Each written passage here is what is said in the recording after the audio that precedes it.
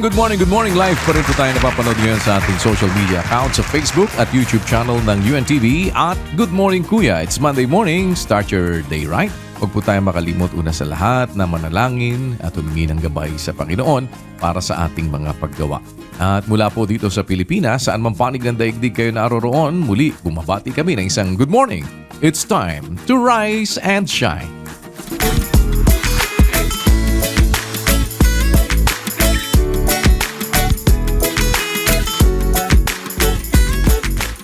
Ngayong araw po, makakasama natin ng ilan sa ating mga kapatid na nandyan po sa Minalin, Pampanga. Ang ating mga kapatid sa MCGI. Atin po makakatulong naman para tayo sama-samang sumaklolo sa ating mga kapwa-tao na nangangailangan ng tulong. At naroon po si Sister Leslie Widem. Magandang umaga sa inyo dyan, Maya Payabak. Sister Leslie, rise and shine. Magandang araw Kuya, rise and shine.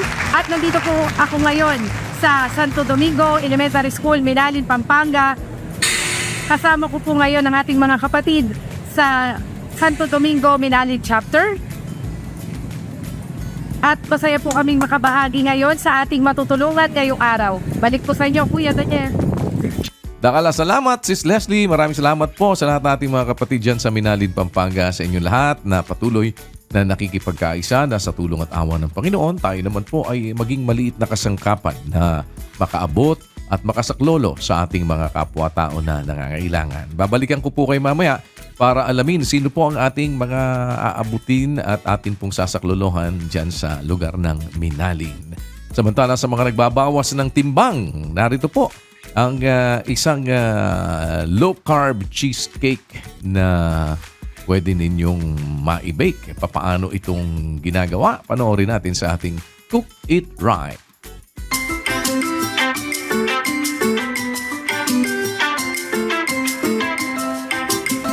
Good morning, Kuya Rise and Shine, mga kasambahay. Good morning, Ate Dayan. Ang lulutuin natin ngayon ay cake. Cake? Paano kayo nagda-diet yung mga kasambahay natin, Tito Panks? Ate Dayan, ang cake na ito ay no carbohydrates and no sugar. But with love. Mahiwaga. Alam mo ba, Ate Dayan, ang cake na ito ay di na kailangan pang i-bake. So ano yung lulutuin natin? Ang lulutuin natin ngayon ay no-bake, low-carb cheesecake. So what are we waiting for? Tara, magluto na ta! Let's cook it right!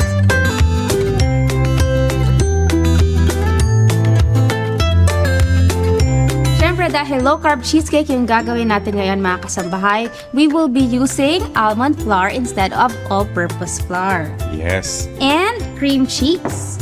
low-carb din yan. Kaya mga kasambahay, tara, simulan na natin! Ang una natin gagawin, mga kasambahay, ay ang crust. Una ay ang almond flour, erythritol, at asin. Pagkatapos ay ang melted butter. Haluin natin ng mabuti hanggang sa maging sand-like ang texture nito.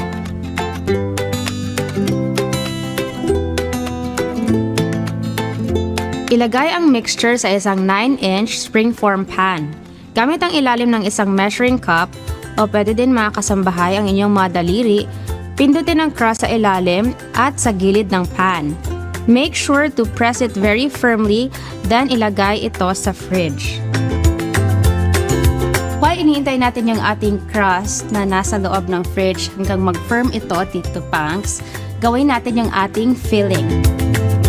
Sa isang bowl, haluin lang natin ang cream cheese, heavy whipping cream, erythritol, vanilla extract, lemon juice, and zest. Gamit ang hand mixer, i-mix lang natin hanggang sa maging fluffy ang consistency nito. Ayan, okay na ang ating filling. Ibuhos natin ito sa ibabaw ng crust at pantayin gamit ang rubber spatula. Tapos, let's cover it with plastic wrap at ilagay sa fridge for at least 3 hours or overnight. After 3 hours, ito na ang ating cheesecake. Lagyan na natin ito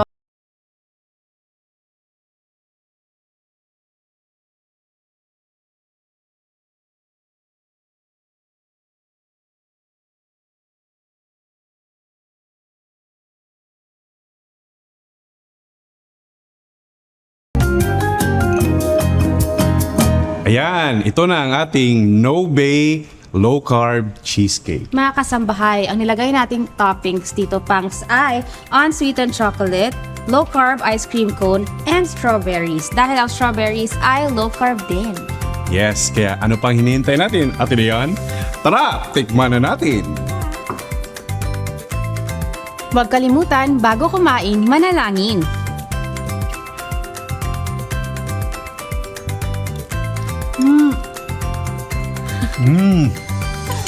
Sarap!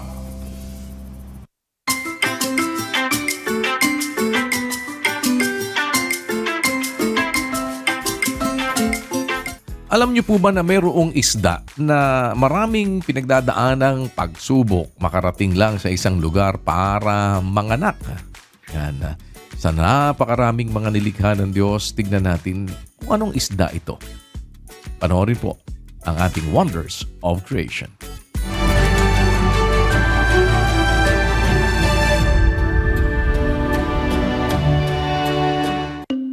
Malawak ang dagat na hindi mo lubusang ma-imagine ang aktwal na lapad at lalim nito.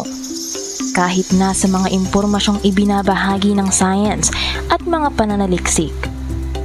Batid ito ng ilog, ayon sa tula ni Khalil Gibran, na the river cannot go back. The river trembles, nangangamba sa pagkakita niya sa lawak ng dagat. Nalalaman niyang sa pagpasok niya nito ay tiyak na mawawala na siyang tuluyan. Ngunit alam ba ninyong may isang hayop that can navigate the ocean at nakababalik pa sa ilog kung saan siya nagmula? Kilalanin natin ang mga salmon at kung paano ang kanilang paglalakbay ay nagpapakita ng katatagan. Salmon ang common na tawag sa euryhaline ray fin fish na galing sa genera Salmo at Oncorhynchus ng Salmonidae family na native sa North Atlantic at North Pacific. Na-classify sila bilang keystone species sa ilang bahagi ng mga lugar na nabanggit. Ibig sabihin, ang pagkabuhay at pati na ang pagkamatay ng mga isdang ito ay nagko-contribute sa pangkalahatang kalusugan ng kapaligiran. Ang mga salmon ay nakakategorize din na anadromous. Nabubuhay sila sa fresh water at salt water. Hindi ito yung ang isang species ay nasa dagat lamang at ang isang species naman ay nasa tabang tubig nabubuhay. Kadalasan sa mga salmon ay nakapamumuhay sa fresh water at sa salt water at balik na naman sa fresh water bago ito mamatay kung hindi nahuli at nakain. Bumabalik kasi ang mga salmon sa kanilang birth river para mangitlog ng mga panibagong mga salmon. Pagkatapos na mapisa sila sa mataas na bahagi ng ilog o head streams, ay nag-uumpisa na sila sa kanilang paglalakbay. In their juvenile years, doon lang sila nanginginain sa shallow rivers, wetlands, at lawa. As adults, tumutuloy na sila sa malapad na karagatan at namumuhay gawa ng karaniwang isda sa dagat. Kung dumating na sila sa panahon na kailangan na magparami, ay babalik sila kung saan sila nanggaling. Nagbabago din ang kulay ng kanilang kaliskis mula sa shiny grayish color ay nagiging rainbow colored or red ang kaliskis nila. Depende sa species. Para makapangitlog ang babaeng salmon at maka-fertilize sa itlog ang salmong lalaki, ay lalangoy sila patungo sa ilog. Susuugin nila ang rumaragasang tubig. Lalangoy sila pataas. Kinakailangan nilang makatalon vertically sa mga waterfalls habang patuloy na lumalangoy against water current. Matapos na malampasan ang mga panganib sa dagat, ibang mga predators naman ang kakaharapin nila sa ilog. Ang mga oso at iba pang klase ng hayop na alam din ang season ng kanilang pagbabalik sa ilog. Yan ang dagdag na hamon sa kanila. Hindi na rin kumakain ang mga ito habang naglalakbay pa itaas. Kung hindi sila mahuli at makain o maubusan ng enerhiya, ay maipapangitlog ang more than 4,000 eggs per female salmon. At pagkatapos ng mahaba at mapangani, ngunit matagumpay na paglalakbay, marami sa kanila ay namamatay. Hindi lang ang mga buhay na nilalang ang napapakain ng mga salmon. The dead fish, after spawning, give nutrients to the river, feeding other organisms in the river. Napakapambihirang paglalakbay. Ang lahat ay para mapatuloy ang cycle at survival of their species. Nagpapatunay ang buhay ng salmon sa grand design ng may lalang. Ganitong buhay ang nakadesenyo para sa kanila. Hindi alintana ng mga salmon ang mga kapanganiban. Maganap lamang ang tanging layunin ng kanilang buhay, ang makapag-reproduce. Ang kanilang katatagan o resilience ay udyok ng pagtupad ng nakadesenyong layunin, isang kamangha-manghang patunay ng kanyang wonders of creation.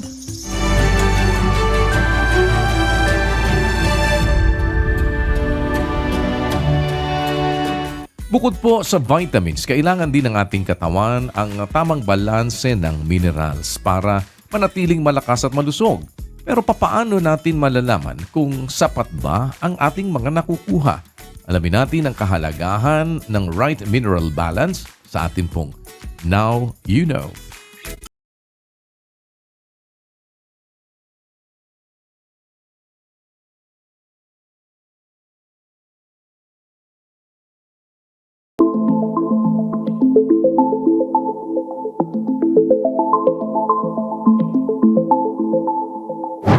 Karaniwan nating naririnig ang electrolyte imbalance. Ito ay nangyayari kapag kulang o sobra ang mahalagang mineral sa katawan na nakakaapekto sa hydration, lakas at maayos na galaw ng muscles at puso. Pero bakit nga ba mahalaga ang tamang balanse ng mineral sa katawan, lalo na ngayong tag-init? Ilan sa mahalagang mineral sa ating katawan ay ang sodium. Ito ay tumutulong sa fluid balance at blood pressure. Kapag mataas ang sodium level sa katawan, ay nagdudulot ito ng high blood pressure. Pero kapag kulang naman ito ay nagiging sanhi ng dehydration at panghihina. Potassium. Mahalaga ito sa maayos na function ng puso, muscles at nerves. Kapag nasobrahan ito ay maaaring maging sanhi ng hindi maayos na pagtibok ng puso, panghihina ng muscles at pagkahilo. Kapag kulang naman ay maaaring magdulot ng muscle cramps at irregular heartbeat. Magnesium. Importante ang mineral na ito sa pagsuporta sa function ng muscle, nerve at puso. Kapag kulang ng magnesium, nagdudulot ito ng spasms, panghihina at palpitations, habang ang sobra naman ay maaaring magsanhi ng pagkahilo, panghihina, mababang blood pressure at irregular heartbeat. Calcium. Karaniwang alam natin na nakatutulong magpalakas ng buto at ngipin ang calcium, pero tumutulong din ito sa muscle function at blood clotting. Ang kakulangan ng calcium ay nagdudulot ng muscle spasms, habang ang sobrang calcium ay maaaring magsanhi ng kirot sa tiyan, pagkahilo, paninigas ng muscles, at problema sa kidney. Chloride. Ang mineral na ito ay tumutulong sa fluid balance sa ating katawan at sa digestion. Kung masobrahan ng chloride ay maaaring maging sanhi ng high blood pressure, dehydration, at acid-base imbalance, habang ang kakulangan nito ay maaaring maging sanhi ng panghihina, mababang blood pressure, at problema sa digestion. Phosphate. Mahalaga ang mineral na ito sa paggawa ng enerhiya at balanse ng electrolytes para sa maayos na paggana ng muscles at nerves. Ang sobrang phosphate ay maaaring magdulot ng panghihina ng buto, problema sa bato, at sakit sa puso, habang ang kakulangan nito ay maaaring magdulot ng panghihina at hindi maayos na paggana ng muscles. Ngayong tag-init, siguraduhin ang tamang balanse ng electrolyte sa katawan sa pamamagitan ng sapat na pag-inom ng tubig, pagkain ng masustansyang pagkain, at pag-iwas sa labis na maalat, matatamis at sobrang caffeine.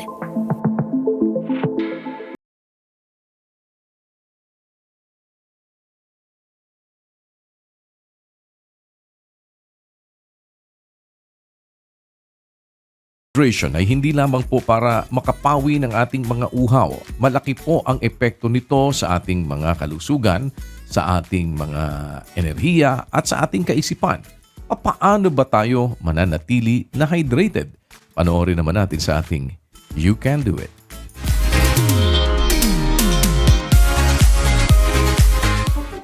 Simula na naman ang dry season sa Pilipinas. Kaya naman i-expect na natin ang mas mainit at tuyong panahon sa susunod na mga araw at buwan.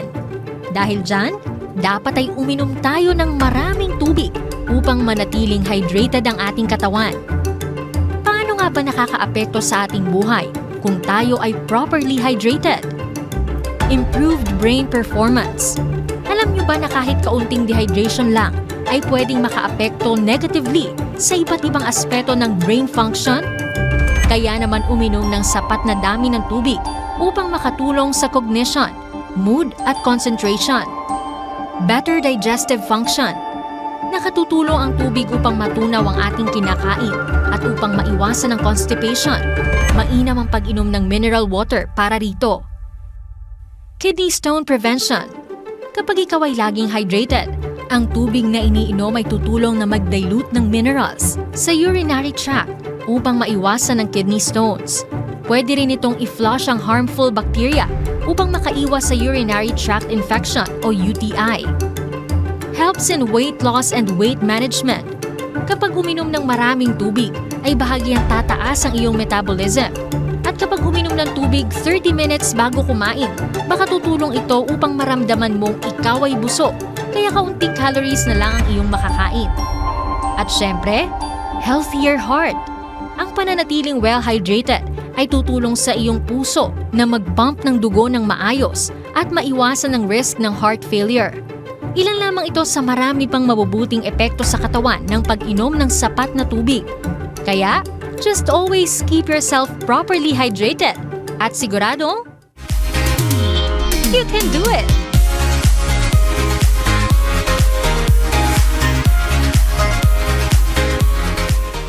Atin na pong balikan ang ating mga kapatid naman sa dako ng Minalin, Pampanga para alamin natin sino po ang ating sasaklolohan. Kasama po ang members ng Church of God International o MCGI. Muli, naroon si Sister Leslie Widem. Sister Leslie, magandang umaga ulit. Good morning. Rise and shine.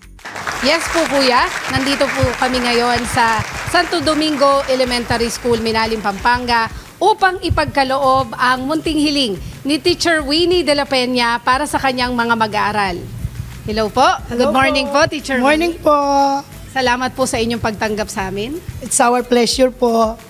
Tanong ko lang, Teacher Winnie, bakit po printer copier po yung inyo pong hiling? Malaking tulong na po kasi itong printer na ito para sa aking mag-aaral. Lalong-lalo na pag sila ay nag-activity at saka nagtitest. Kasi po pagka isusulat sa blackboard, time-consuming. Pero kung nakaprint na, ipapaliwanag lang, madali na nilang makukuha. Nalaman din po namin, Teacher Winnie, na yung old printer nyo is talagang... Palagi po siyang nagpa-paper jam, tapos no-cell check palagi. Kahapon po, 2 subject lang ang na-print ko. Maghapon po yun. Yun lang po. Gaano po ito makakatulong po sa atin? At dahil nakita po ng MCGI ang inyo pong pangangailangan, ay wish granted na po. At syempre, may kasama rin po na bond paper at saka libreng merienda po para po sa inyo. Maraming salamat po. Para makatulong din po sa pang-araw-araw nyo po na trabaho dito po sa eskwelahan. May mensahe po ba kayo, Teacher Winnie, para sa ating mga NCGI at kay Kuya Daniel po? Okay, mula po sa mga grade 3 masunurin, nagpapasalamat po kami ng marami at yung wish po namin natupad. Malaking tulong na po ito para sa amin. Thank you po. Salamat po sa Diyos.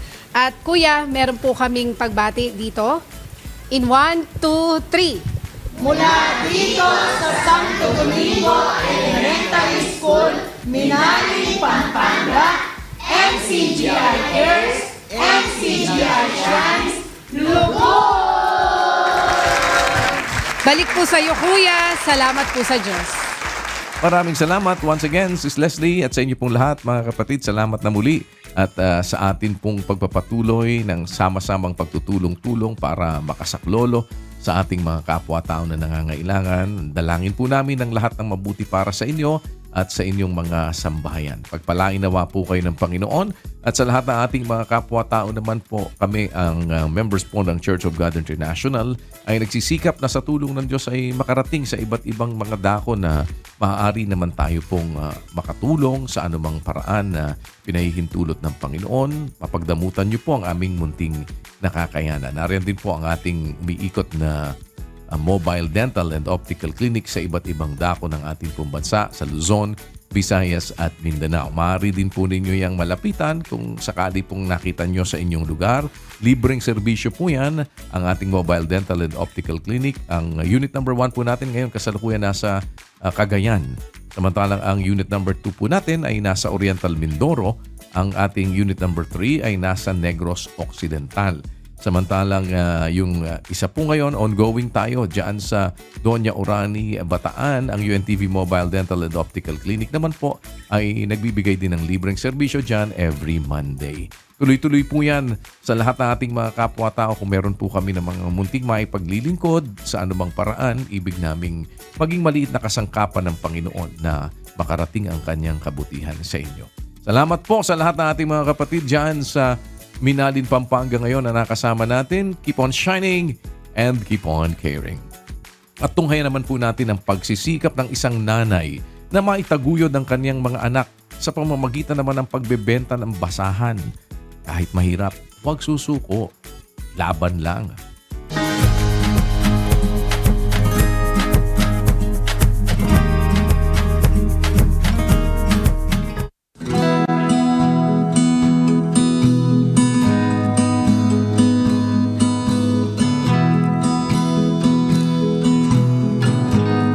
Ako po si Sheila Nibal, 46 years old, nakatira sa Dasma, Cavite. Bali, before po ako magnegosyo ng ganitong pagbabasahan, nag-tutor po ako ng mga estudyante sa elementary. Tapos po, at the same time, nagtitinda rin po ako ng mga tusok-tusok at saka mga ilang putahe ng ulam. Nagkaroon ng pandemic. So, paglipat namin dito noong 2022, nag-start ako ng mga banana cue, turon, maruya. Yun ang naging income namin mag-ina. Tapos one time, nung nakita namin yung umu-order sa amin ng basahan, nawalan na siya ng basahang bilog. Meron siyang 2 hardware, isang motor shop, tapos isang general merchandise. Tapos kinausap niya ako na, bakit hindi ka bumalik magbasahan? Tapos one time, kailangan na namin mag-stop ng banana cue, turon kasi nga, wala nang taga-deliver. Sabi ko, siguro mas maganda talaga magbasahan na. Sabi ng mama ko, ba't ka bumalik? Sabi niya, ikaw lang naman yung iniintay. Tapos nag-start ako 7:50, parang sukli lang dun sa banana kituron. Di nag-start ako na ulit magbasahan. Di kumita na ako sa 30 bundles kasi nagkaroon ako ng 800 times 4 kasi 40 yung isang bundle.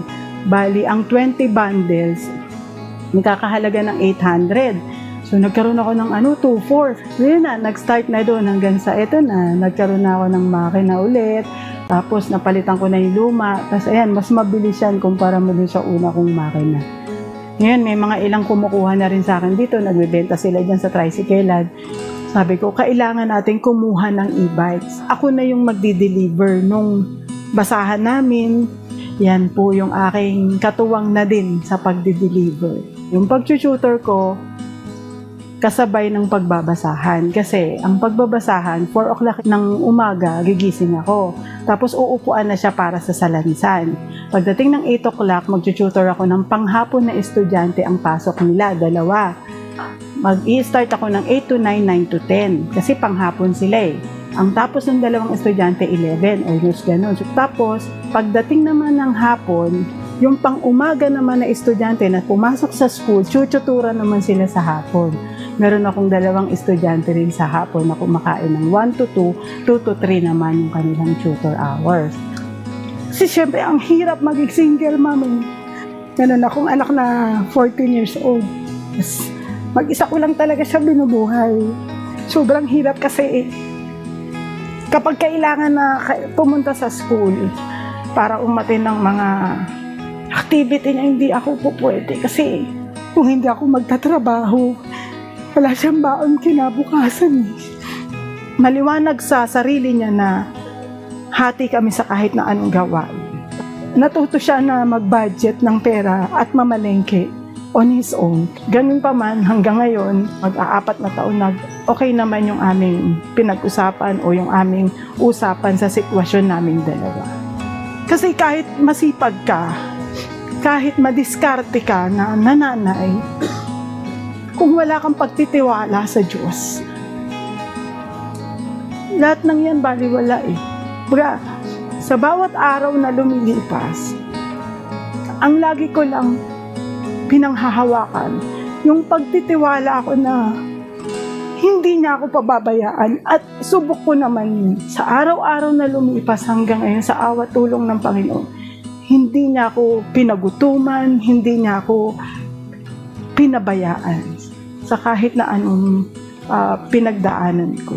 Sa mga single mom na katulad ko, na huwag tayong huminto sa paghahanap buhay, maliit man yan, malaki man yung income na meron tayo, yung mahalin natin ano man yung meron tayong pinagkakakitaan. Yun, doon sa mga anak naman na usapan ng nanay at mga anak, nasa kasunduan nyo naman yan eh. Ipaunawa nyo lang sa anak nyo kung anong sitwasyon, tapos siyempre, sabayan nyo na rin ng panalangin na higit nila talagang maunawaan yung sitwasyon. Kumaga, meron silang parang puwang sa isip at puso nila na unawain tayo, mga nanay. Yan, tiwala lang sa Diyos, tapos samahan nyo ng sipag, kahit single mom kayo, sa awa tulong, makakamit nyo rin yung pangarap na gusto ninyo para sa mga anak ninyo. Ipagtiwala natin sa Diyos lahat ng ating ginagawa, lakipan ng sipag at tiyaga, laban lang.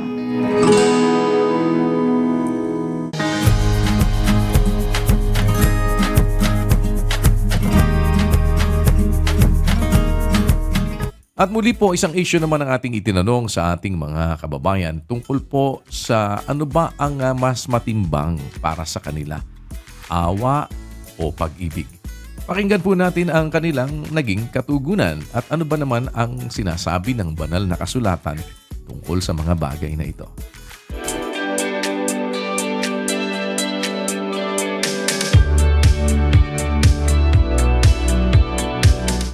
Scope na rin po, sakop na po niya yung awa po. Pero gumawa ka naman ng walang pag-ibig. Paano yun? Ang awa dapat ginagamit na may salakit ng pag-ibig. Pero yung iba, sa salita lang nila ginagawa yung awa nila eh. Ang damdamin ko pag ako may kinaawaan, siyempre may pag-ibig ako, may pagmamahal ako sa kapwa.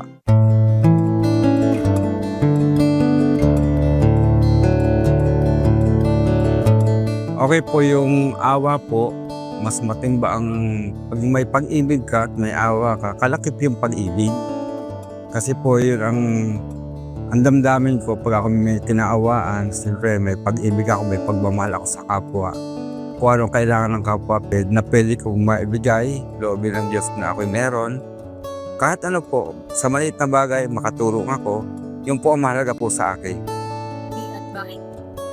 Para sa akin po, pag-ibig po. Kasi po, dahil po sa pag-ibig, nakakagawa po tayo ng mga bagay na sa ibang tao po. Nakakatulong po tayo sa mga tao. Dahil, dahil may pag-ibig po tayo, mayroon po tayong, meron na din po tayong awa. Dahil po, sa pag-ibig, parang malawak po kasi yung pag-ibig po eh. Dahil po sa pag-ibig po natin, scope na rin po, sakop na po niya yung awa po. Kasi, hindi naman po nating masabing may pag-ibig tayo po kung wala po tayong awa sa sarili natin. Yun lamang po. Para sa akin po, ang mas matimbang po ay yung pag-ibig po. Dahil po, kung naawa lang po tayo, tapos hindi nga natin pinagkait yun. Kung yung sabi nila sa talata na kung makita mo yung kapatid na nangangailangan at doon ipagkait mo yung awa, ay hindi mo nga pinagkait yung iyong awa. Pero gumawa ka naman ng walang pag-ibig. Paano yun? E di, wala. Sabi nga doon sa isa pang talata na sinabi ni Pablo, yung kahit ipamahagi mo pa yung iyong mga tinatangkilik, yung iyong katawan. Pero kung wala kang pag-ibig, wala din pakikinabangin sa iyo. Pero kung yung maliit na magagawa mo, kung pinagkaloob mo ng buong puso, yung may pag-ibig ka, yun yung mas katanggap-tanggap sa Panginoon po. Dahil sabi, kung anong pinasya ng iyong puso, magbigay ang bawat isa ayon sa pinasya ng kanyang puso. Hindi na naman po pera yung ating pwedeng ibigay po. Tunghari yung pagtulong po natin, yung oras, yung lakas po, pwede po natin na ipagkaloob ang may pag-ibig po. Tapos dahil po doon, basta masaya lang po nating yung pinagkakaloob sa kapatid yon, sa mga kapwa natin, yun po yung mas kalugod-lugod sa Panginoon. Salamat po sa Diyos. Ang awa po kasi ay magagawa ng lahat ng tao. Pwede tayo maawa sa lahat. Pero ang awa dapat ginagamit na may kalakip na pag-ibig. Dahil ang pag-ibig ay gumagawa ng lahat ng mga bagay. Tapos, katulad na nakasulat sa 16:14 ng 1 Corinthians na gawin natin sa pag-ibig ang lahat ng mga bagay. Tapos, doon naman sa 13:13 ng 1 Corinthians din, pananampalataya, pag-asa, pag-ibig. Ang pinakadakila sa mga ito ay ang pag-ibig. Para sa akin po, ang mas matimbang ay ang pag-ibig po. Dahil yung pong iba, para sa akin, sa pag-ibig, galing sa puso ang paggawa. Pero yung iba, yung awa nila, sa salita lang nila ginagawa yung awa nila eh. Para sa akin po. Yun lang po. Ayon sa psychology, ang awa ay simpatya at habag na nagtutulak sa pagtulong, lalo na sa naghihirap. Ang pag-ibig naman ay mas malalim na emosyon ng koneksyon, pagpapahalaga at tunay na malasakit. Pero kung Biblia ang tatanungin, ano nga ba ang mas matimbang? Ang awa o pag-ibig? Basahin natin yung 3:14 ng Kolosas. At sa ibabaw ng lahat ng mga bagay na ito ay mangagbihis kayo ng pag-ibig na siyang tali ng kasakdalan. Wala na pong mas mataas pa sa pag-ibig, kapatid. Yung pag-ibig nanggaling sa walang hanggan hanggang sa walang hanggan. Sa walang hanggan po, sa eternity, walang awa ron. Nung ang Diyos ay nag-iisa, sino ang kaaawaan niya? Doon sa walang hanggan. Kung makarating naman tayo doon sa buhay na walang hanggan, sino naman ang kaaawaan natin? Wala rin. Kaya mawawala lahat, ang pag-ibig lang ang mananatili.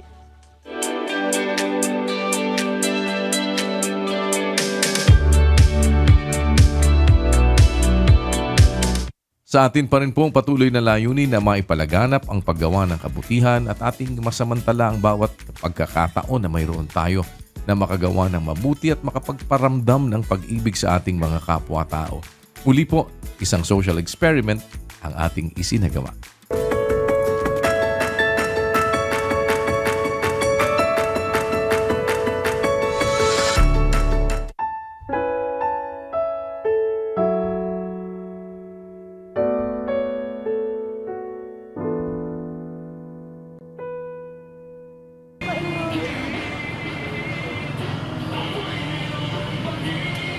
Wala akong pera, Apo. Wala akong pera. Ay, wala akong pera. Mahal man. Wala akong dalang pera. Wala tayong pambili.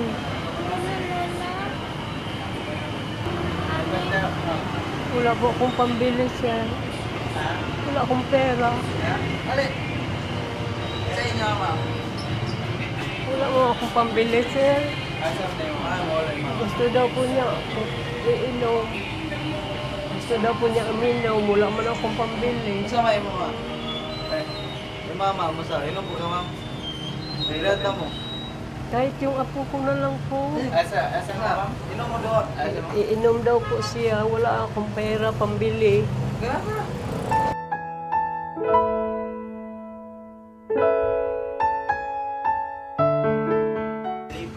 Kuan loy manggod kami na makakaon sila wala Hindi mga na sila sa kilid bitaw. Nga, perminter ako maka-encounter yung ato, tagaan ako, isigan pilar Masa may inyo Hindi, kanang 100, ipagkaon na ninyo. Masa, ino mo? Ano ito? Kahit ano lang po. Kani? Ino mo, ano? Hindi po ako marunong. Kayo na lang po. Dito kasi siya nakatipid.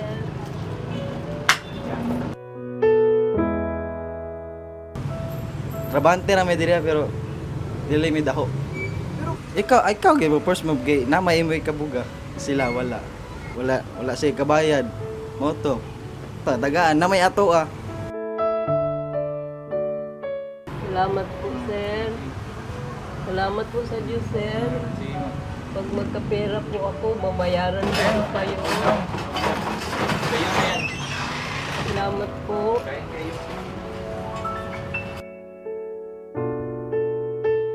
Masaya na sir eh. Nana sila pang kaon ni anak sir. Pero kuwang pa to sir eh. Gamay kay itong natag, 120 Roberto. Lamig po sa paminaw na kay matabang ba yung anak. Dapat mawa din dayo sir kay ingat na ba. Hintay na lang ikaw ingat to. Kung may imong kahatag, mabawi po na sa imuha kay Ginoo ba yung makuhan sa to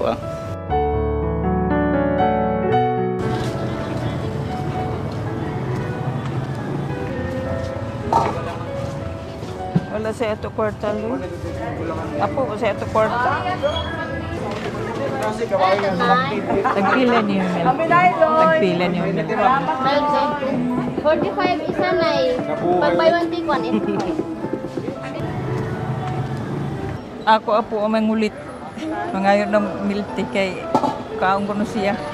Kuya mo kwarta ma'am.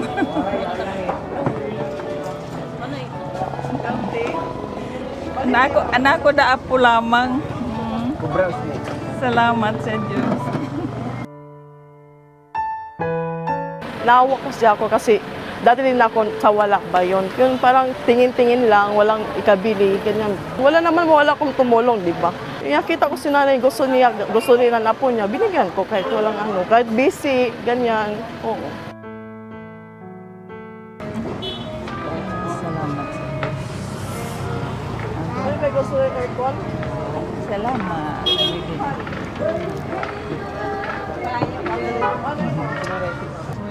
Ma'am, salamat sa Diyos.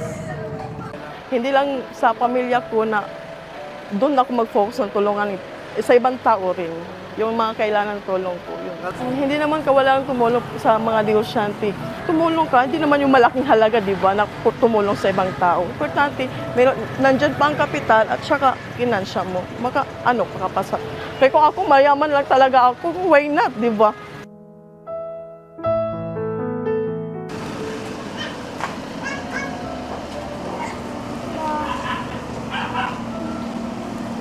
Ma'am, meron po kayong milk tea. Magkano po? Small 40, medium 50, large 65. Wala mo akong pera ako.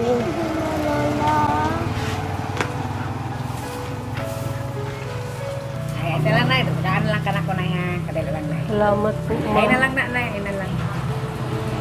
Salamat po sa Diyos. Nalipay ko nga nakahatag ko sa ilaha. Lagi siya magbayad ato mo. Mabuwasan pa ang kita niya. Okay lang. Palag kaltas sildo. Okay lang sa ako At least nakatabang ko sa apo ni nanay. Bayaran ko na lang po. Salamat po sa Diyos. Mutabang kita sa ilaha. Dili na to ignon nga. Ay wala ana. Dapat tabangan ginato sila. Ma'am, salamat po. Alis na po kami, ma'am.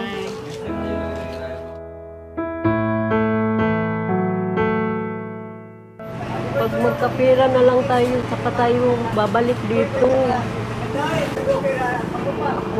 Sa susunod na lang pag may pera na tayo, babalik tayo dito pag may pera na ako.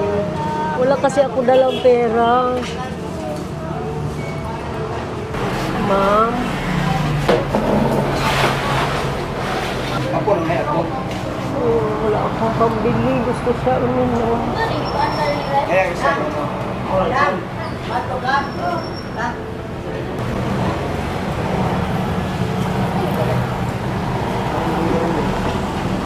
Sir, salamat po sa Diyos, sir. Hindi pa po kasi siya nakainom. Salamat po, sir.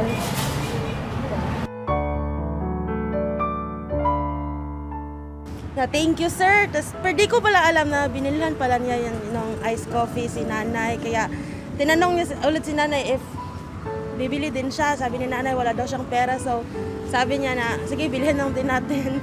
Yun ang pagkala na eh. Wala po akong pera.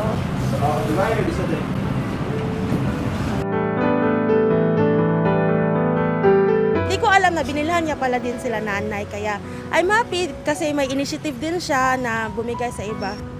Feel ko lang. Tapos parang si God naman nagbabayad sa amin. Hindi naman, as long as nakakabibigay nung sa amin, tapos happy sila, then that's okay. As long as you have the capacity to share, then it's good to share with other people because the blessing, the more you give, the more you get as well.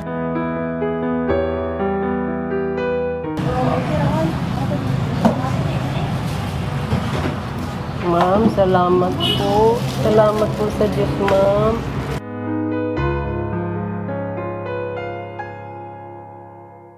It's probably good to share because di natin alam yung blessings na babalik sa iyo. Maybe it would be a much more blessing or much more opportunities for you.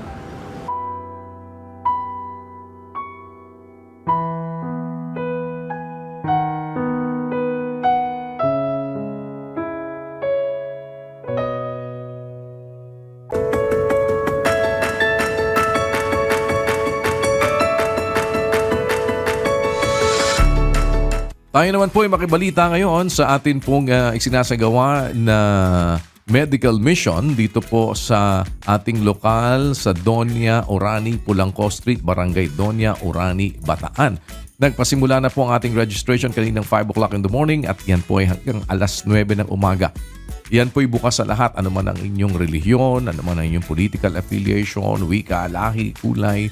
Kung tayo po ay makapagsisilbi, libre po yung lahat po ng ating mga serbisyong nandyan ngayon. Kasama po ng ating UNTV Mobile Dental and Optical Clinic at ang iba't iba pa pong mga medical services, kasama na ang mga libreng gamot na ngayon po ay ating isinasagawa dyan po sa ating lokal sa Doña ng Orani, Bataan. At pakibalita po tayo sa ating mga kapatid doon. Good morning po sa inyo dyan. Kumusta po ang ating ngayon dyang isinasagawang medical mission? Rise and shine! Yes, good morning, Kuya! Rise and shine! Live pa rin po tayo mula rito sa ating MCGI Clinic. Dito po yan sa Barangay Doña Orani, Bataan. At po ay araw ng Lunes, kaya naman maaga pong naghanda at dumating po yung ating mga patients or yung ating mga kasambahay po na magpapacheck up para po makapagpa-register sa iba't ibang medical services na kanila pong kailangan or i-avail ngayong araw. At Kuya, kasama pa rin po natin yung ating mga MCGI volunteers and staff. Sige po, kaway po kayo. Ayan po yung ating mga volunteers and staff ngayong araw, Kuya, na makakatulong po natin sa pagsaludar po sa ating mga kasangbahay ngayong araw. Kaya naman po Kuya, dahil marami po tayo ngayon makakatulong po ng mga MCGI volunteers and staff, hindi na rin po kailangan alalahanin ng ating mga kababayan yung kanila pong aalmusalin ngayong araw. Dahil meron po tayong nakahandang libreng almusal po, meron po tayong mainit na kape at meron din po tayong lugaw para sa ating mga kababayan or mga patients na naghihintay. Yan po, libre po iyan. At dagdag pa po riyan Kuya, ay narito rin po sa ating venue yung UNTV Mobile Dental and Optical Clinic na ating rin pong makakatulong sa pagbibigay ng iba't ibang libreng medical services ngayong araw. Kaya naman po sa mga nagnanais po or may gusto pong ipacheck na mga medical services, pwede po tayo magpunta dito sa Pulangco Street, Barangay Doña Orani, Bataan at magpa-register. Open po ang ating registration from 5 a.m. hanggang 9 a.m. po yan. Kaya pwede pa po tayong humabol. At ngayong araw po, ang mga medical services na ating pong ino-offer, meron po tayong medical adult consultation, pediatric consultation, and sa dental naman po, meron po tayong dental cleaning and dental extraction, optical checkup with free reading glasses, and dagdag pa po rin, meron po tayong legal consultation para sa ating mga kababayan. At sa ating process naman po, Kuya, yung sa nadaanan po natin kanina, matapos po silang makapagpa-check or kuhanan ng vital signs ng ating mga volunteers and staff, maaari na po silang dumiretso sa kanilang respective waiting area para po makapagpakonsulta na po sa ating mga doctors. At Kuya, kung resetahan naman po sila ng gamot or kailangan po silang may kailangan po silang gamot, pwede na po nila yung i-claim mula po rito sa ating MCGI Pharmacy. For free po yan at agad-agad na rin po nilang maklik-claim ngayong araw. At kaya naman po, lagi po nating sinasabi lahat po rito ay welcome. Wala po tayong pinipiling lahi, reliyon, edad o anuman pong group affiliations. At ito po ay pinagpapasalamat natin sa bawat pagkakataon na tayo ay gumagawa po ng mabuti. At gaya po ng lagi nating sinasabi, salamat po sa Diyos sa pagkakataon na tayo ay maturuan ng aral at tumulong sa ating kapwa. Ito po muna ang update mula rito sa MCGI Clinic sa Doña Orani, Bataan. Balik po sa inyo, Kuya. Maraming salamat po once again sa inyong lahat. Diyan po sa lahat ng ating mga kapatid sa lokal ng Doña Orani, Bataan at sa inyong patuloy na pakikipagkaisa na tayo po ay makatulong sa ating mga kapwa-tao. Ito po ay libreng serbisyong hatid sa inyo ng members ng Church of God International o MCGI at ito po ay regular dito po sa ating lokal ng Doña sa Orani, Bataan. Pero kahit naman po hindi kayo dyan o taga dyan sa Barangay Doña o hindi naman kayo taga Bataan, kung kayo po ay napadaan dyan at meron po kaming maipagsisilbi sa inyo. Nandyan po yung ating mga libreng services at meron na tayo pong kaunting tawid gutom habang kayo naghihintay naman na mapagsilbihan. Salamat po sa mabuting pagkakataon sa lahat ng ating mga kapatid at sa ating mga medical professionals at lahat ng mga kasama po natin para makatulong sa ating mga kapwa-tao dyan. Salamat po sa inyong pakikipagkaisa. May God bless you all. Salamat po at dadalangin namin ang lahat ng mabuti para sa inyo. At nagpapatuloy po ang iba't iba po natin ng mga gampanin. Kasama po ngayon ang Day 6 na natin sa atin pong pag-aaral naman ng mga doktrina ng ating Panginoong Jesucristo. Higit na mahalaga, sabi nga po doon sa 6:33 ng Mateo, ay hanapin muna natin ang kanyang kaharian at ang kanyang katwiran. At ang lahat ng mga bagay na ito ay pawang idaragdag sa inyo. Amin pong ipinag-aanyaya sa inyo ang pag-aaral ng mga doktrina ng ating Panginoong Jesucristo. Sana po ay maipagpatuloy nyo, lalo na yung mga nakapagsimula na po. Nasa Day 6 na tayo mamayang gabi po, 7 p.m. Philippine Standard Time. Ang ating pong segment na Rise and Shine ay sumasa inyo naman every Monday dito po sa ating programang Good Morning Kuya, 6 a.m. po. At ang ating pong public services naman sa Serbisyong Bayanihan ay sumasayang papawid ng alas 4 po ng hapon. Tuloy-tuloy po ang ating mga public services. At ganun din po, ang members ng Church of God International ay mayroon po tayong charity center dito sa number 141 E. Rodriguez Avenue, Marikina City. Bukas po ito sa lahat, kahit hindi po kayo taga Marikina. Ito po ay isang serbisyong libre na ating ibinibigay. MCGI Clinic po yan every Friday at ang 5 o'clock po to 9 o'clock in the morning ating registration. Nandiyan po yung iba't ibang mga serbisyo na maaari po nyo mapakinabangan. Libre lang po yan para po sa lahat. Ano man po ang inyong religion. Ang ating MCGI Diagnostic Center naman po sa MacArthur Highway, Barangay Sampaloc, Apalit, Pampanga ay nagsisirbisyo naman po ito mula Lunes hanggang Biyernes. May mga libreng gamot na din po tayo dyan at yung mga within the area kahit po galing pa kayo sa ibang lugar, kung kayo nakapagsadya dyan, meron tayo naman pong mga mag-aasikaso sa inyo. At meron na rin tayong libreng pangtawid ng gutom habang kayo po'y naghihintay na mapagserbisyohan. At kagaya ng aking nabanggit kanina, ang atin pong medical mission dito naman sa lokal ng Doña sa Orani, Pulangco Street, Barangay Doña Orani, Bataan ay every Monday naman po ito. Regular din po na ating isinasagawa. Mula po alas 5 ng umaga hanggang alas 9 ang atin pong registration. Once again, ito po'y para sa lahat. Bukas para sa kahit na kanino po na nangangailangan ng tulong. Libre lamang po ito. Wala kayo pong anumang aalalahanin na kailangan po ninyong bayaran. Hatid po sa inyo ng members ng Church of God International at ang amin pong dala ay ang karangalan ng Panginoon na siya po ang gumagawa ng lahat ng kabutihan ng kagandahang loob at kahatulan. Kaya mananatiling sa Diyos ang lahat ng karangalan at kapurihan magpakailanman. Maraming salamat po. Antabayanan niyo ang pagpapatuloy po ng ating programang Good Morning Kuya. In a little while, makakasama po ang ating mga co-host sa iba't iba pa pong mga segments na maaari naman ninyong mapakinabangan. On that note, ihiwan namin sa inyo ang isang awiting nagpapahayag na saan man tayo po makarating, wala tayong aalalahanin basta't kasama natin ang Diyos sa ating mga buhay. Sa kanyang rendition ng awiting Kahit sa Sulok Lang, narito po si Brother Jericho Osilero para sa ating On a Good Note. Maraming salamat po sa inyong pagsubaybay. To God be the glory. Keep on shining and keep on caring. Good morning.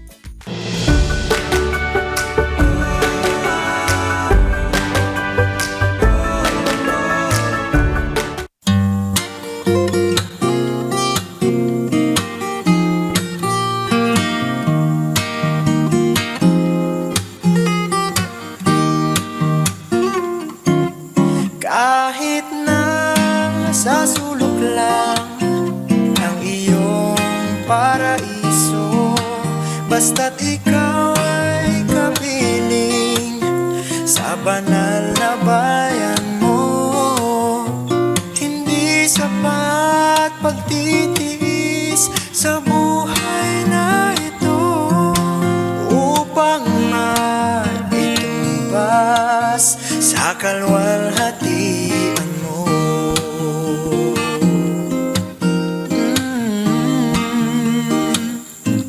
Naghihintay, nananabik sa iyong pagbabalik. 1,000 taon laging nasa isip. Abutin man ako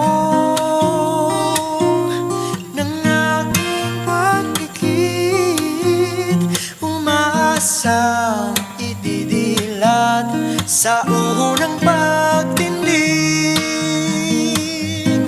Pag-ibig mo'y siyang gabay sa tuwin ay aalalay. Ikaw ang patnubay sa aking paglalakbay, laging nakabantay. Hawak aking kamay upang hindi mapawalay sa iyong pagmamahal. Kahit na sa sulok lang ng iyong paraiso, basta't ikaw ay kapiling sa banal na bayan mo. Pagtitiis sa buhay na ito upang maitumbas sa kalwalhatian mo.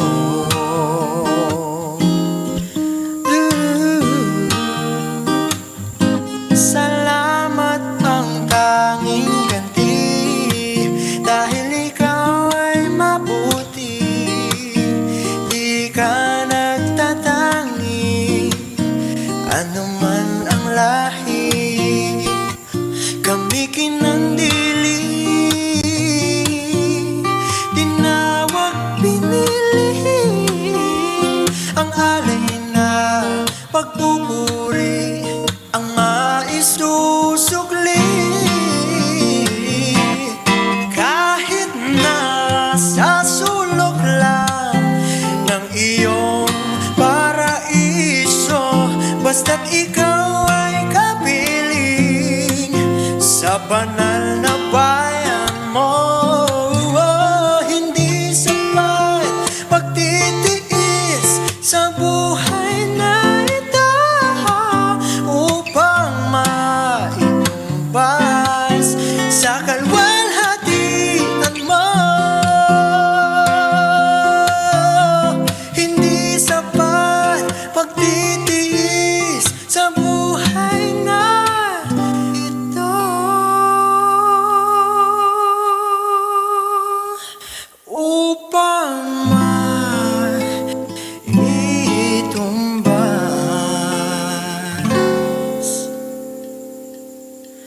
sa kalwalhati.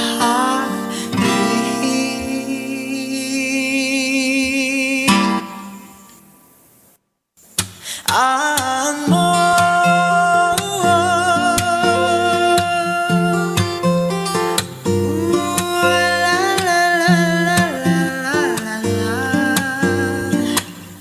kahit